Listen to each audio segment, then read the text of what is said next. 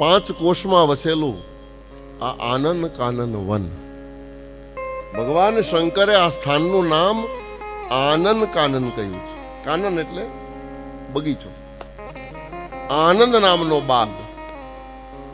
અને એમાં સૌ પ્રથમ ભગવાન શિવ અને આદ્ય શક્તિ જગદંબા પાર્વતી બે જ ઉત્પન્ન થયા. શિવ અને શક્તિ બે ઉત્પન્ન થયા.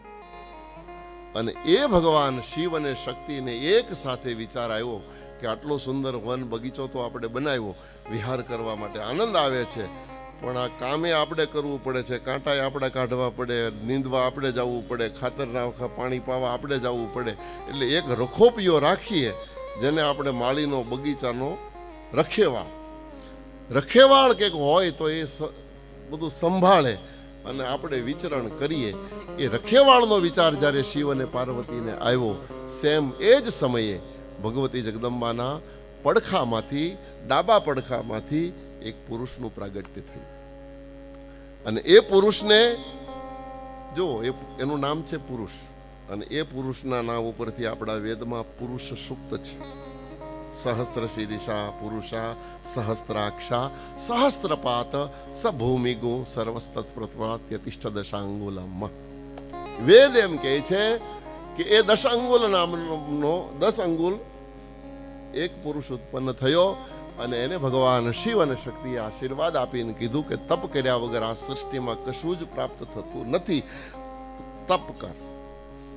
અને આનંદ કાનન વનમાં એટલે કે માધવ જે ભૂમિમાં, આપણે જે કહીએ છીએ માધવી ભૂમિ, આ માધવી ભૂમિમાં એ પુરુષ એટલે વિષ્ણુ નારાયણ, એનું નામ માધવ છે. એણે તપ કર્યું છે, પણ એનું નામ વિષ્ણુ ક્યારે થયું? જ્યારે એ 10 અંગુલ પુરુષ વિરાટ થયો. અને મોટો થાય, વિરાટ હોય, એને વિષ્ણુ કહેવાય. વિષ્ણુ શબ્દની પરિભાષા, વ્યાખ્યા વિરાટ, મોટો થાય એને વિષ્ણુ કહેવાય. એ પુરુષ વિષ્ણુ બન્યો. ભગવાનનું પહેલું નામ છે પુરુષ, બીજું નામ છે વિષ્ણુ. અને આનંદ કાનન વનમાં બેસી અને 100 વર્ષ, દેવતાએ 100 વર્ષની સાધના એમણે અહીંયા કરી. અને 100 વર્ષની સાધના આંખ બંધ હતી. અને એ વખતે ભગવતી જગદંબા મહામાયાએ લીલા કરી. એના શરીરમાંથી એટલો બધો પસીનો વહાવ્યો કે આખો સમુદ્ર તૈયાર થઈ ગયો. એ પુરુષ બેઠો હતો, અથવા તો એ વિષ્ણુ બેઠા હતા, ત્યારે વનમાં બેઠા હતા. પણ પછી આજુબાજુ પાણી પ્રસરી ગયું, એટલે નીરમાં દેખાણા, એટલે એનું નામ નારાયણ થયું. ભગવાન વિષ્ણુ વિરાટ થયા એટલે વિષ્ણુ, પેલું નામ એનું પુરુષ. અને નીરમાં બેઠા, સમુદ્રમાં બેઠા, પછી એને ક્ષીરસાગર કહેવાનો. પણ એ